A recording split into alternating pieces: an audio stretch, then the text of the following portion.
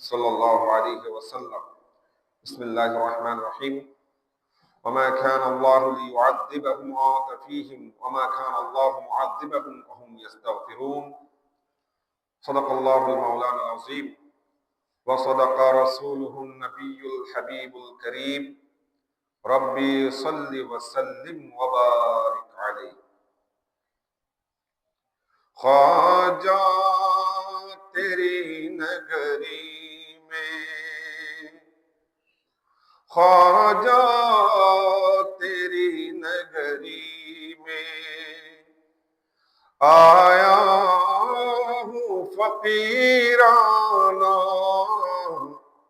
सब कहते हैं अब मुझको, सब कहते हैं अब मुझको, ख्वाजा तेरा दीवाना, ख्वाजा तेरी नगरी में।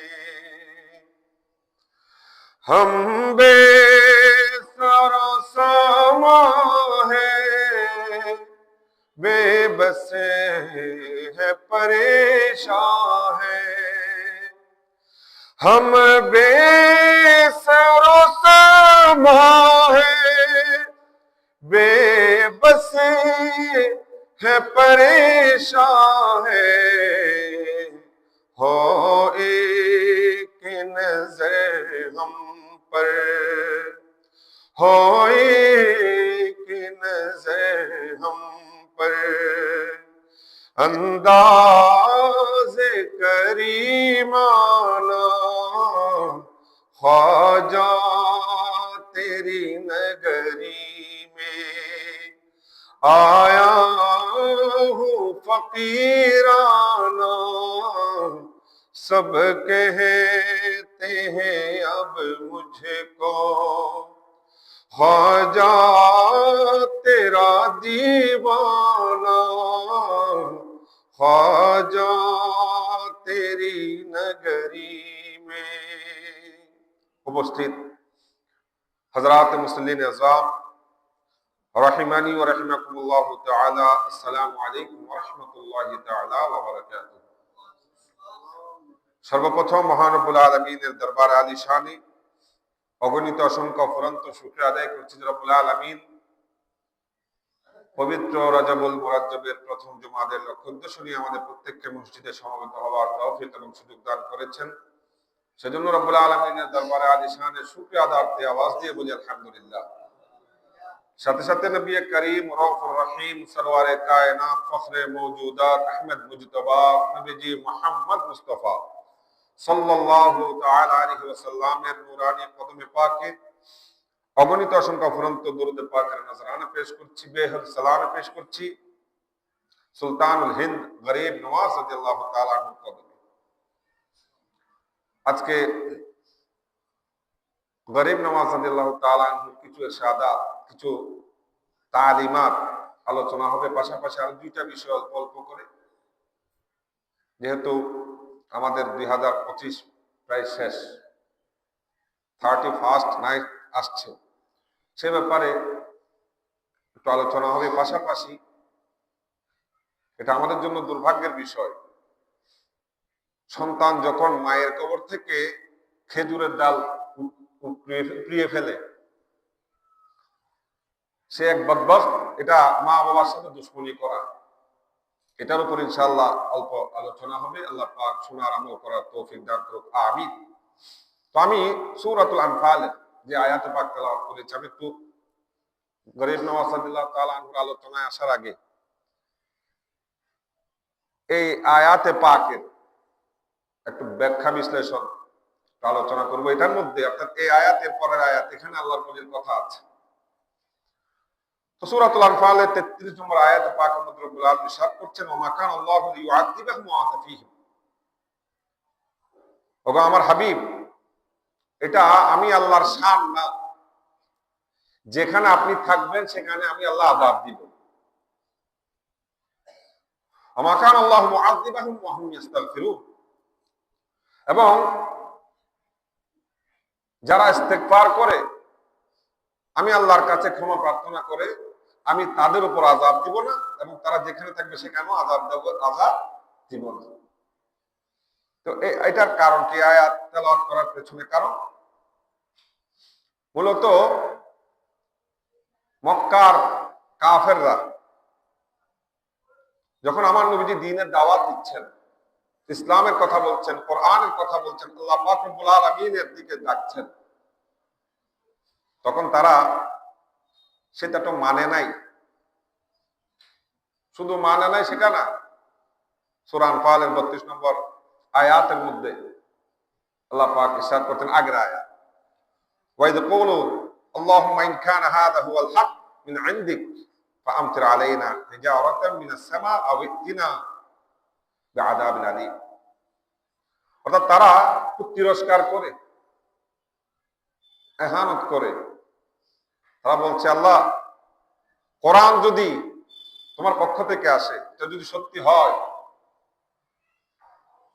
তাহলে তুমি আমাদের উপর আসমান থেকে পাথরের বৃষ্টি নাযিল করো, অথবা যন্ত্রণাদায়ক আযাব আমাদেরকে দাও।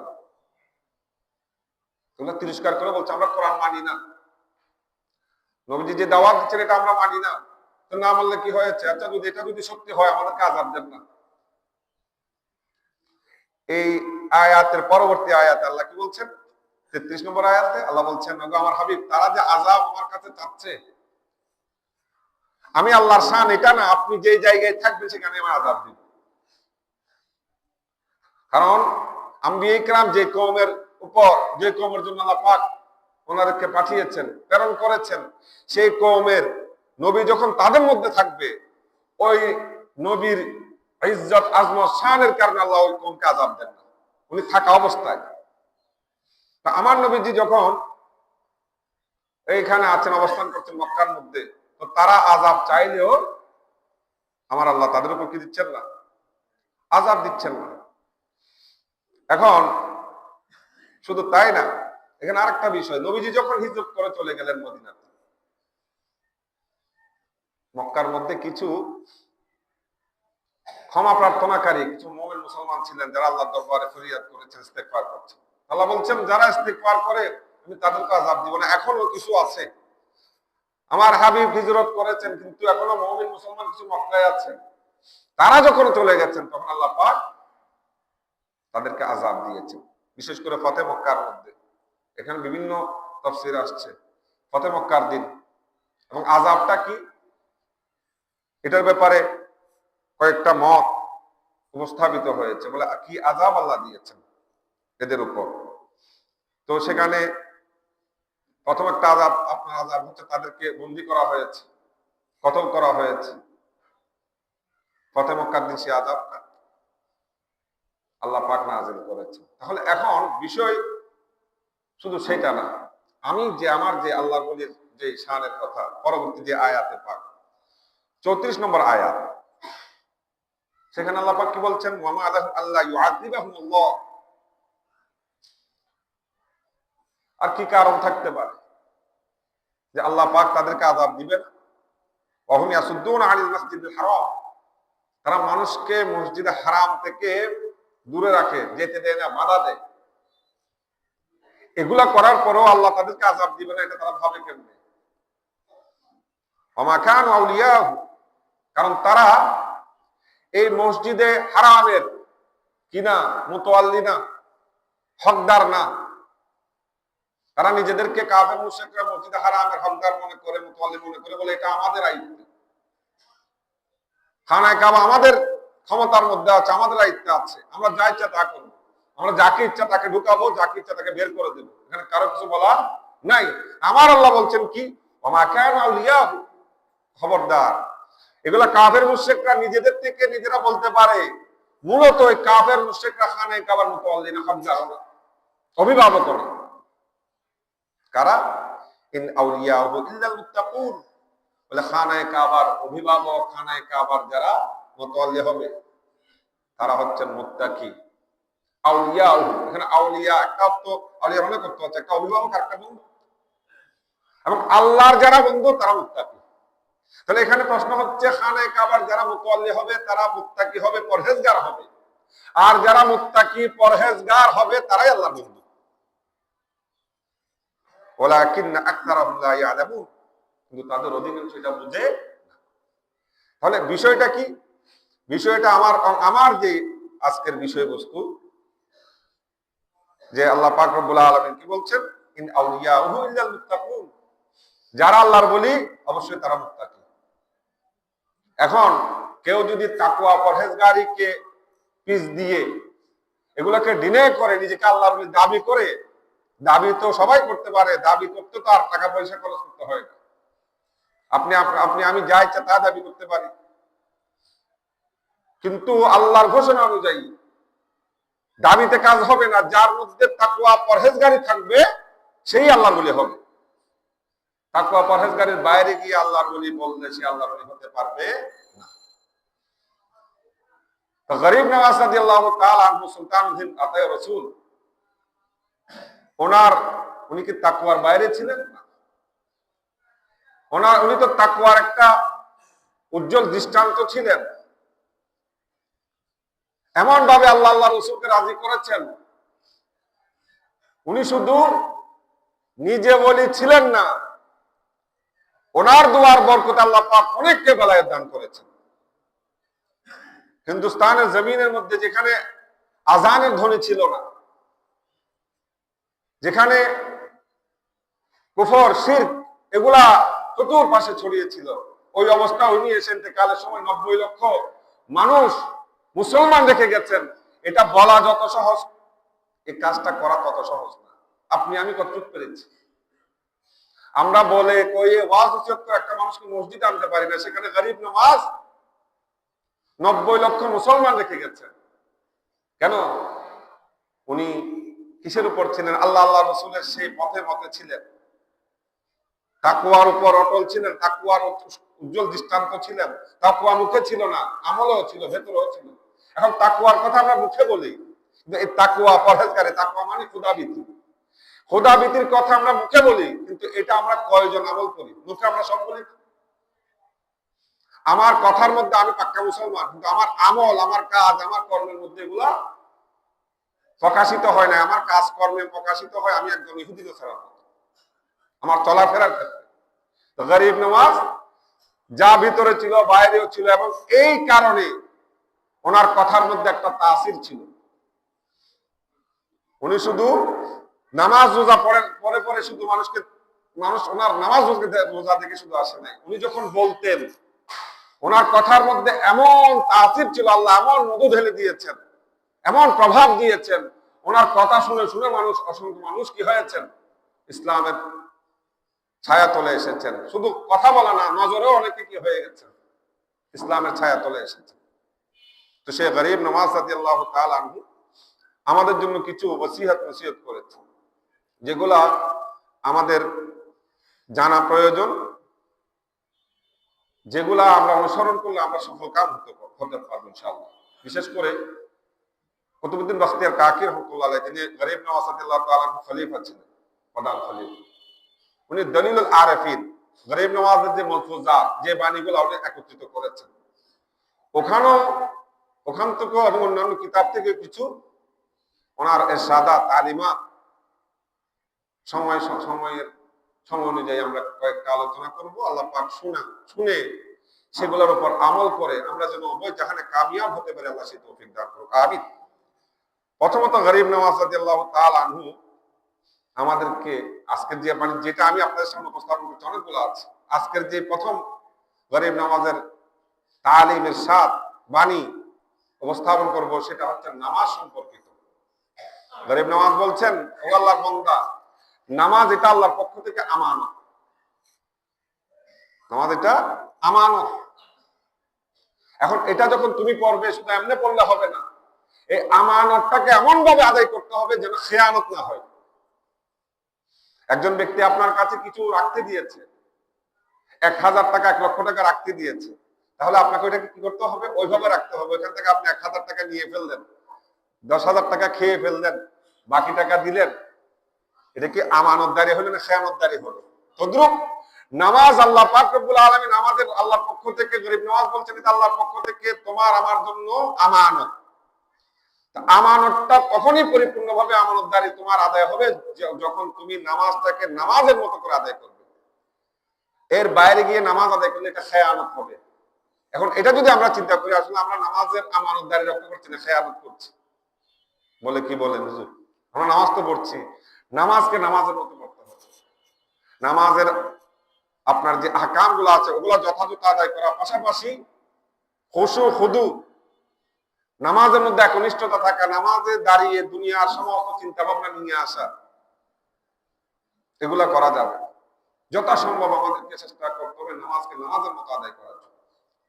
এটাই গরিব নওয়াজ রাদিয়াল্লাহু তাআলা আনহু আমাদেরকে শিক্ষা দিচ্ছেন। দ্বিতীয় যে ওনার এটা নামাজ সম্পর্কিত, বলে নামাজ হচ্ছে ইসলামের একটা খুঁটি। বুনিয়াল ইসলাম আলা খামসিন, ইসলাম 5টি স্তম্ভের উপর প্রতিষ্ঠিত, তার মধ্যে একটা নামাজ। বলে নামাজ হচ্ছে ইসলামের খুঁটি। তুমি যখন ঘর তৈরি করো, ঘর তৈরি করার ক্ষেত্রে খুঁটির প্রয়োজন হয়। যদি খুঁটি ভেঙে যায়, ঘর এটা থাকে না, নড়বড়ে হয়ে যায়। তদ্রূপ নামাজ এটা হচ্ছে একটা খুঁটি। যখন তুমি নামাজ, তোমার নামাজের খুঁটি চলে যাবে, তখন তোমার আর কি থাকবে না। এই যেভাবে ঘর ঠিক থাকবে না, ঘরটা ধ্বংস হয়ে যাবে, তদ্রূপ নামাজের সুতুন সরে গেলে তোমার দ্বীন ঈমানটা কি হয়ে যাবে? দুর্বল হয়ে যাবে, নষ্ট হয়ে যাবে। সেজন্য নামাজকে নামাজের মতো আদায় করতে হবে। এরপরে উনি কি বলছেন দেখেন, যে যারা ক্ষুধার্ত তাদেরকে খাওয়াবে।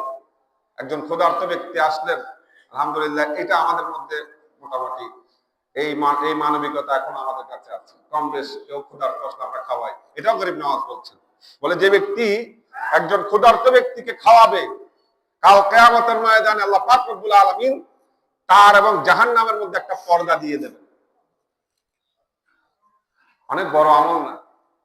আপনার ঘরে খাবার আছে, একজন ব্যক্তি এসেছে খাবার ক্ষুধার্ত, আপনি তাকে খাওয়ালেন। এই একটা আমল আল্লাহ পাক রব্বুল আলামিন গরিব নওয়াজ বলছেন, একটা আমলের কারণে তোমার এবং জাহান্নামের মধ্যে আল্লাহ কি করে দেবেন? পর্দা দিয়ে দেবেন।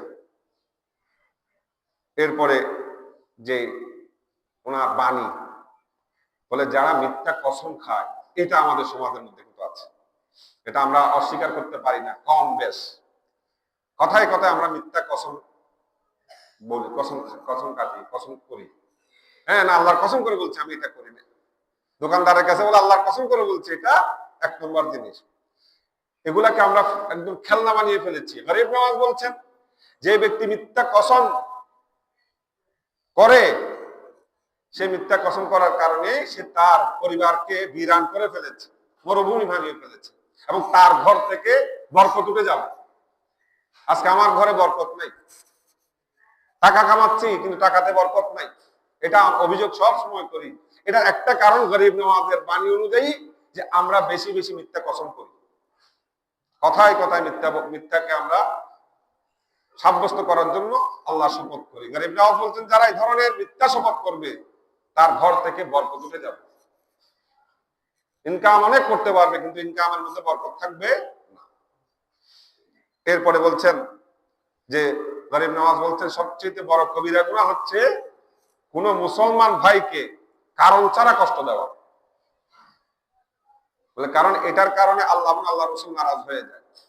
আমি নামাজ, রোজা, হজ, যাকাত সব করছি, আমি পাক্কা মুমিন, কিন্তু আমার একটা এমন খারাপ অভ্যাস আছে যে আমি মানুষকে কষ্ট দেই, বিশেষ করে মুসলমান ভাইকে কোনো না কোনো ভাবে কষ্ট দিচ্ছি। সেটা টাকার মাধ্যমে হোক, সেটা কথার মাধ্যমে হোক, সেটা জায়গা দখল করার মাধ্যমে হোক, সেটা পথ বন্ধ করে দেওয়ার মাধ্যমে হোক। ওই ব্যক্তির কোনো দোষ নেই, আপনি তাকে কি করেছেন? কষ্ট দিচ্ছেন কোনো কারণ ছাড়া। গরিব নওয়াজ বলছেন, এটা বড় কবিরা গুনাহ। কবিরা গুনাহ মানে তো বড় গুনাহ, একটা মারাত্মক কবিরা গুনাহ, এবং এটার কারণে আল্লাহ এবং আল্লাহ রাসূল নারাজ হয়ে যায়। আল্লাহ পাক আমাদেরকে বোঝার তৌফিক দান করুক, আমিন। এরপরে বলছেন দেখেন, গরিব নওয়াজ বলছেন এটাও কবিরা গুনাহ। বলে কোনটা? বলে আল্লাহর কালাম শোনার পরে যখন তোমার অন্তর নরম হবে না, এটাও গুনাহ। এখন কালামুল্লাহ শুনে আমাদের কয়জনের অন্তর নরম হয়? এটা চিন্তা করার বিষয় আছে। শুধু তাই না, কালাম শোনার পরে, আল্লাহর কালামে পাক শোনার পরে তোমার অন্তর নরম হবে এবং আল্লাহর ভয়ে তোমার ভেতরে আসবে, যার কারণে তোমার ঈমানটা বৃদ্ধি পাবে। এই কাজ এইভাবে যদি না হয়, তাহলে এটাও ওনার গরিব নওয়াজ থেকে গুনাহ বলেছে। তাহলে এই বিষয়গুলো আসলে আমাদের চিন্তা করার দরকার আছে। শুধু আমি নামাজ পড়লাম, শুধু রোজা রাখলাম, শুধু কোরআন তেলাওয়াত করলাম এরকম না, আর অনেকগুলা বিষয় আপনার এগুলার সাথে সংশ্লিষ্ট অনেকগুলা বিষয় আছে। এই আলোচনাগুলা করলে এই যে আল্লাহর ওলি গরিব নওয়াজ রাদিয়াল্লাহু তাআলা আনহু ইনারা যে বাণীগুলো আমাদেরকে দিয়ে গেছেন, যে ইরশাদাত আমাদেরকে দিয়ে গেছেন, এগুলা শোনার প্রয়োজনের কারণে আমার কি এই ধরনের আমল, এই কাজ আমার ভিতরে আছে কিনা, এই ধরনের অভ্যাস আমার ভিতরে আছে কিনা, এগুলো জানার দরকার আছে। এর পরবর্তীতে গরিব নওয়াজ রাদিয়াল্লাহু তাআলা আনহু উনি কি বলছেন দেখেন, যারা বায়াত গ্রহণ করেছে, আমরা যারা বায়াত গ্রহণ করেছি বিভিন্ন পীরের হাতে, এখানে গরিব নওয়াজ রাদিয়াল্লাহু তাআলা একটা আমাদেরকে উপদেশ দিয়েছেন যে যে যার পীর আছে সে তার পীরের থেকে যা শুনবে এগুলাকে বড় আপনার মজবুতির সাথে এগুলা গ্রহণ করে এগুলোর উপর আমল করবে। অর্থাৎ পীর যদি কোনো একটা ভালো কথা বলে তখন পীরের সে কথাটাকে যথাযথভাবে মানতে হবে এবং ওনার খাদমতে থাকতে হবে। এখন পীর আগে দেখতে হবে পীর কি বলছেন, এখন পীর কি উনি পীর কিনা, ওই যে একটু আগে বললাম এখন তো পীরের একটা অন্যমা ব্যবসা চলে। সেজন্য হাক্কানি পীরের হাতে আপনি যখন বায়াত গ্রহণ করেছেন, গরিব নওয়াজ বলছেন তার কথাগুলোকে মনোযোগ দিয়ে শুনবে, সে যে আমল করতে বলবে এগুলাকে শক্ত করে ধরবে, তার খেদমতে থাকবে। এটা যারা পীর ধরেছেন তাদের জন্য। এরপরে বলছেন গরিব নওয়াজ রাদিয়াল্লাহু তাআলা আনহু সূরা ফাতিহা, এখানে একটা ওজিফা শিখিয়ে দিয়েছেন আমাদেরকে। বলে সূরা ফাতিহা সমস্ত রোগের চিকিৎসা সূরা ফাতিহার মধ্যে আছে। কোরআন হচ্ছে শেফা, এটা সূরাতুশ শেফা বলা হয় সূরা ফাতিহাকে। কিন্তু এখন হচ্ছে না কেন? এখন আমার একটা রোগ হয়েছে, আমি সূরা ফাতিহা পড়ে আমি ভালো হচ্ছি না। না হওয়ার কারণ কি? না হওয়ার কারণ ওই সূরা ফাতিহার উপর আমার ঈমান, আকীদা, ইতিকাদ ওরকম নাই। আমার বিশ্বাস এটা নাই আমি সূরা ফাতিহা পড়লে ভালো হয়ে যাব। আগে এখনো আছে মুরব্বী যারা বড় আলেম ছিলেন, ওনাদের কাছে পানি পড়া নিয়ে গেছেন, পেটে ব্যথা করছে, ডাক্তারের কাছে যায়নি, ওনার কাছে নিয়ে উনি খাওয়ায় পানি পড়া দিয়েছেন, খেয়ে ভালো হয়ে গেছে। কেন? তার মধ্যে সে আকীদা ছিল যে হুজুর আল্লাহর কালামে পাক থেকে পড়ে ফু দিলে ওই পানির মধ্যে শেফা হবে, ওটা খেলে আমি সুস্থ হয়ে যাব। এখন ওই বিশ্বাস আমার নাই। ডাক্তারি চিকিৎসা অবশ্যই করবো, কিন্তু গরিব নওয়াজ বলছেন এই সূরা ফাতিহা এটা শেফা। শুধু তাই না, উনি একটা ওজিফা বলেছেন, বলে যে ব্যক্তি ফজরের নামাজের সুন্নত এবং ফরজের মধ্যখানে বিসমিল্লাহির রহমানির রহিম বলে ৪১ বার সূরা ফাতিহা পড়বে এবং ওটা পড়ে ফু দিবে, দম করবে, পানিতে হোক শরীরে হোক, যে চিকিৎসার জন্য যে রোগের জন্য করবেন আল্লাহ পাক রব্বুল আলামিন সেই রোগ থেকে তাকে শেফা দান করবেন। কতবার? ৪১ বার। ৪১ বার সূরা ফাতিহা বিসমিল্লাহ শরীফের সাথে। এটা গরিব নওয়াজ রাদিয়াল্লাহু তাআলা একটা ওজিফা দিয়েছেন। কখন? ফজরের ফরজ এবং সুন্নতের মধ্যখানে আমলটা করতে হবে। এখন কেউ যদি করে না হয়, বলে হুজুর গরিব নওয়াজ তিনি মিথ্যা বলেছেন। না, গরিব নওয়াজ মিথ্যা বলেন নাই। না হলে এটা আপনার সমস্যা, আমার সমস্যা। আমার ইতিকাদ বিশ্বাস এখন ওই পর্যায়ে পৌঁছে নাই যে সূরা ফাতিহা পড়লে বড় রোগ ভালো হয়ে যায়। যেই দিন আমরা ওই ইতিকাদে পৌঁছতে পারবো, ওই বিশ্বাসে পৌঁছতে পারবো, ইনশাআল্লাহ সূরা ফাতিহা পড়লে ক্যান্সার রোগী ভালো হয়ে যাবে। এই শিক্ষাগুলা গরিব নওয়াজ রাদিয়াল্লাহু তাআলা আনহু আমাদেরকে দিয়েছেন। আমি আর বাস দুই একটা বলে এখানে সামনে যেহেতু আরো কয়েকটা কথা এখানে আছে, এগুলো আপনাদের সামনে উপস্থাপন করতে হবে। তো গরিব নওয়াজ রাদিয়াল্লাহু তাআলা আনহু বলছেন দুনিয়ার মধ্যে, এটা বলে আমি আজকের ওনার যে ইরশাদাত এটার আলোচনা শেষ করব। দুনিয়ার মধ্যে তিনজন ব্যক্তি খুব ভালো, উত্তম ব্যক্তি, তিনজন ব্যক্তি। এক নম্বর ওই আলেম যে তার এলম অনুযায়ী কথা বলে, এলম থেকে কথা বলে, ওনার জ্ঞান থেকে কথা বলে, কোরআন হাদিস যে অর্জন, যে আপনার কোরআন হাদিসের যে জ্ঞান অর্জন করেছে ওখান থেকে কথা বলে, নিজের মন গড়া কথা বলে না, নিজের মন গড়া তাফসীর করে না, মনে যা আসলো বলে দিলে এরকম না। উনি উত্তম ব্যক্তি। যে আলেম ওলামা কোরআন সুন্নাহ ইজমা কিয়াসের উপর কথা বলবে, তিনি উত্তম ব্যক্তি। দ্বিতীয়ত গরিব নওয়াজ রাদিয়াল্লাহু তাআলা আনহু বলছেন যে ওই ব্যক্তি যে লোভ লালসা এগুলা থেকে নিজেকে দূরে রাখা। তিনজন ব্যক্তির মধ্যে একজন হচ্ছে ওই আলেম যিনি যে জ্ঞান অর্জন করেছেন সেটার উপর কথা বলেন। দ্বিতীয় ব্যক্তি যে লোভ লালসাকে ত্যাগ করেছেন তিনি উত্তম ব্যক্তি। তৃতীয় ব্যক্তিকে বলে ওই আরেফ বিল্লাহ। আরেফ বিল্লাহ মানে যার ভেতরে আল্লাহর মারফত আছে, ওই ব্যক্তি উত্তম। কিভাবে? বলে সে সবসময় তার বন্ধু তথা রব্বুল আলামিনের প্রশংসা করে, আল্লাহর কথা বলে, আল্লাহর প্রশংসা করে। এই ব্যক্তি উত্তম। তাহলে তিনজন ব্যক্তি উত্তম বলেছেন। একজন হচ্ছে আলেম, যে তার এলম অনুযায়ী আলোচনা করে, কথা বলে। দ্বিতীয় ব্যক্তি যিনি লোভ লালসা ত্যাগ করেছেন। তৃতীয় ব্যক্তি আরেফ বিল্লাহ। আরেফ যাদেরকে বলা হয় তাসাউফের ভাষায়, যারা সব সময় আল্লাহর প্রশংসা করে। তাহলে এরকম বলতে গেলে অনেকগুলা বিষয় আছে, যেহেতু পার্শ্ববর্তী আরো দুইটা বিষয় সম্পর্কে আলোচনা করবো বলেছিলাম, সেই জন্য একটু শুনি। যা কয়টা এখানে আমি 4, 5, 6টা যে কয়টা গরিব নওয়াজ রাদিয়াল্লাহু তাআলা আমরা বাণী আমরা শুনেছি, আল্লাহ পাক এই বাণীগুলা আমরা আমাদের জীবনে প্রতিফলন করে আমরা যেন দুনিয়া এবং আখিরাতে কামিয়াব হতে পারি, আল্লাহ সেই তৌফিক দান করুক, আমিন। এবার আসেন, আগামী আজকে 26 তারিখ, আর 3-4-5 দিন পরে আসছে কি 31। এটা মূলত আমাদের অনুষ্ঠান না, এটা হচ্ছে কাফের মুশরিকদের, ইহুদি নাসারাদের অনুষ্ঠান।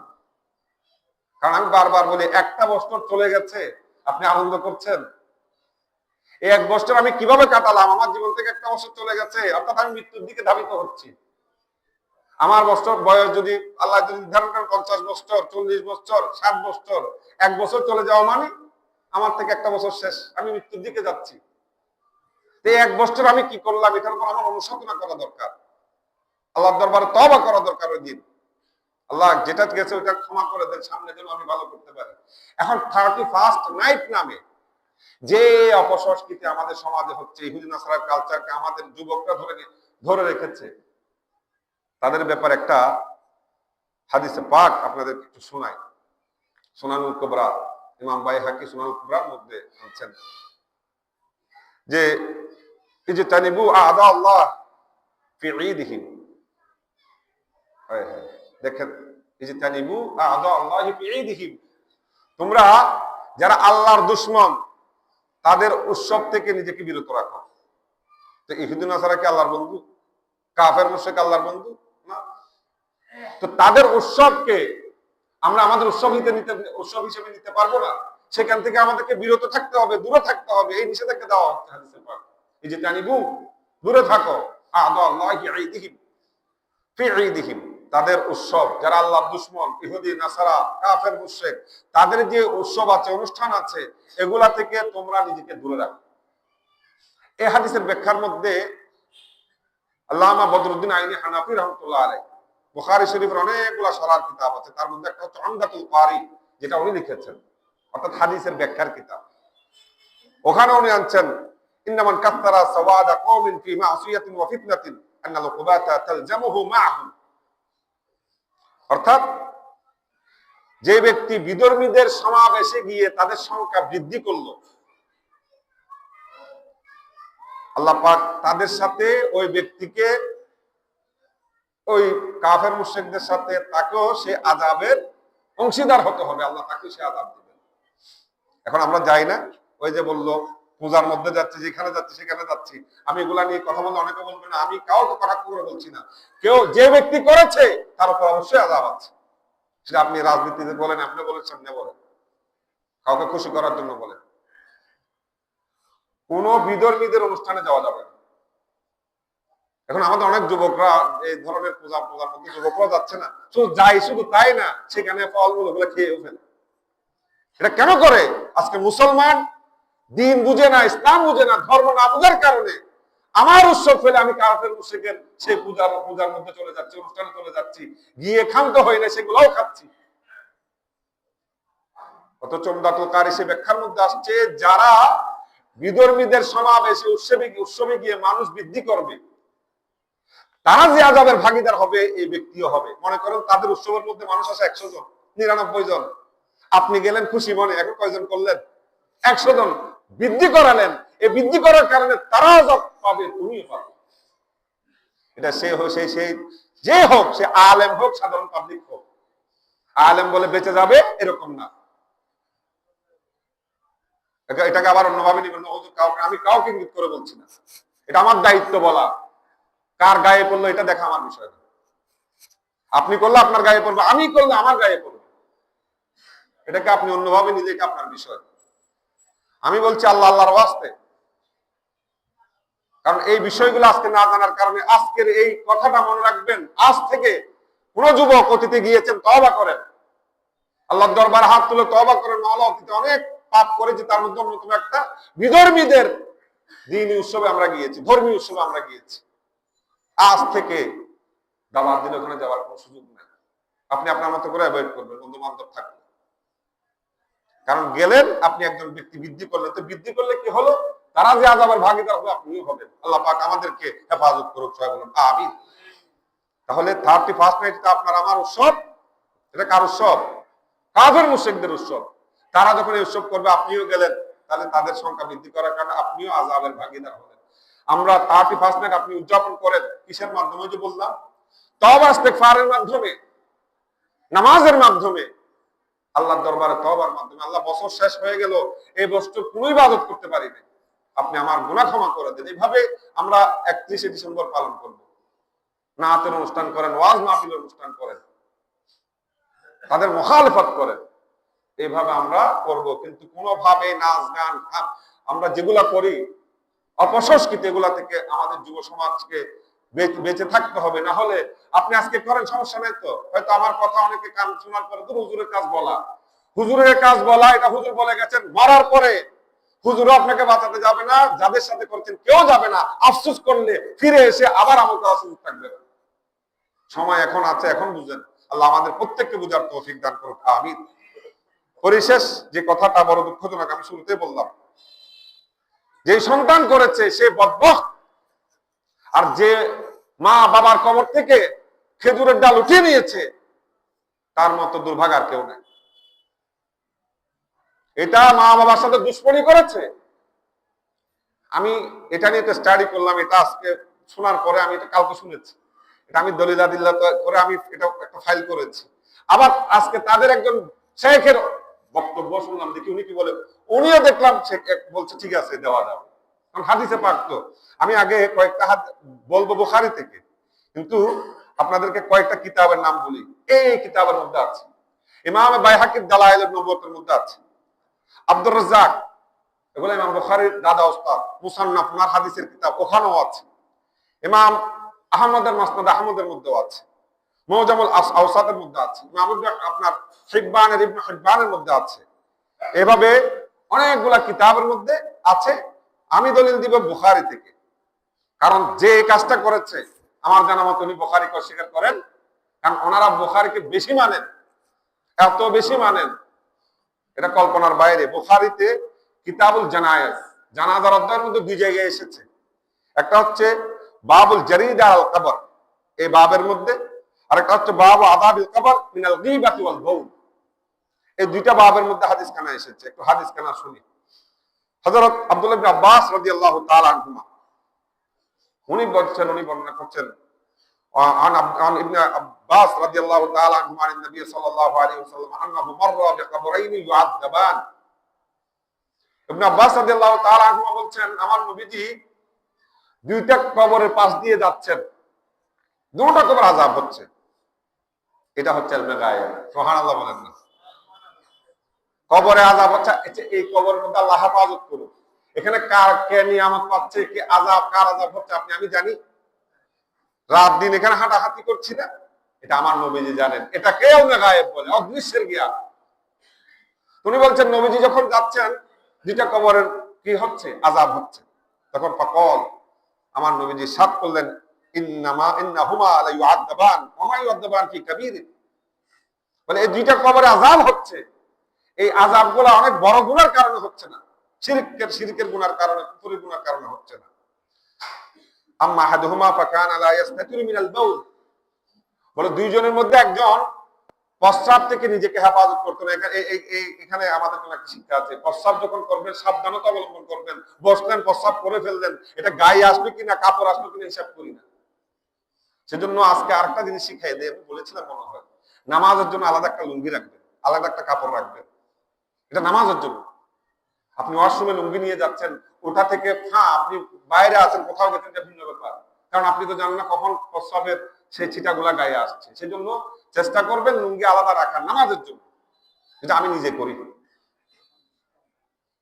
কারণ জানি না। তো সেজন্য নবীজি বলছেন সে ব্যক্তি কি করতো, প্রস্রাব গুলো এত গুরুত্ব দিত না, প্রস্রাবের ছিটা গায়ে পড়ছে, বস্ত্রগুলা নিয়ে এসে নামাজ কালাম সব করছে। এই একটা কাজের কারণে তার কবর আযাব হচ্ছে। এখন আপনি আমি এগুলো খেয়াল করি?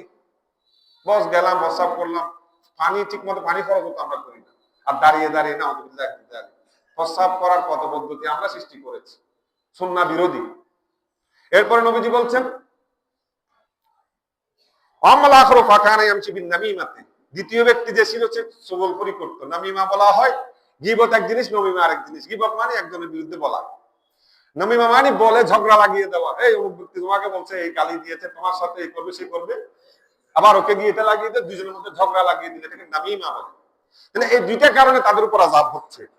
তোমার আখাদা জারিদাতাইনি রাতবাতান, আমার নবীজি দুইটা কি করলেন, জারিদাতান রাতবাতান, একটা খেজুরের ডাল নবীজি আনালেন, ভিজা ভিজা, এটা ফাশাক্কাহা বিনিসফাইনা তুম্মা গারাসা ফি কুল্লি কবরিন ওয়াহিদাতান, ওটাকে ভেঙে দুইটা কবরের মধ্যে গেড়ে দিলেন। ফাকালু ইয়া রাসূলুল্লাহ লিমা সানাতা হাদা, এই আমাদের এখন সাহাবায়ে কেরাম প্রশ্ন করলেন, আমাদের কষ্ট যেটা জাগবে এটা সাহাবায়ে কেরাম করেছেন, বলে ইয়া রাসূলুল্লাহ এটা কেন করলেন?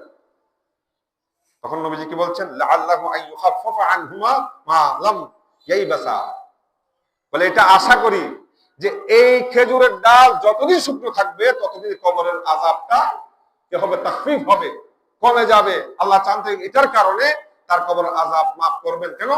ওই খেজুরের ডাল যতদিন জীবিত থাকবে বলে আল্লাহ জিকির করবে, এই জিকিরের কারণে আযাব, কবর আযাব কি হয়, তাখফিফ হয়, কমে যায়, আল্লাহ বন্ধ করে দেন। এটা আল্লাহর মনসা। তো খেজুরের ডালই কেন দেওয়া হয়? খেজুরের ডাল বেশি দিন জীবিত থাকে। আজকে 2-1 মিনিট দেরি হয়ে গেছে, আসলে আর একটু আগে শেষ করার প্রয়োজন ছিল, এটা প্রয়োজনীয় কথা। আমি এটা বড় দুঃখ আমার কাছে, সেজন্য আলোচনা আজকে এখানে শেষ। সেই জন্য আপনাদের কাছে অনুরোধ থাকবে, সন্তানকে সুশিক্ষা দেন, সন্তানকে আহলুস সুন্নাহ ওয়াল জামাতের অনুসারী বানান। আপনি মরার পরে যেন সন্তান আপনার কবর থেকে খেজুরের ঢাল উঠিয়ে নেওয়া হবে, এই ধরনের কাজ যেন সন্তান না করে, সেই জন্য সন্তানকে এখন থেকে শিক্ষা দেন। যদি সন্তান আপনার বাতিল হয়ে যায়, পথভ্রষ্ট হয়ে যায়, ফাতিহা দরুদ তো দূরের কথা, এগুলো এইভাবে উঠাইয়ে ফেলবে, তার চেয়ে বড় বদবখ সন্তান আর কেউ নাই। আল্লাহ তাকে হেদায়েত দান করুক, আমিন বলেন না? আমাদেরকে এই ধরনের কার্যক্রম থেকে বিরত থাকার তৌফিক দান করুক, আমিন।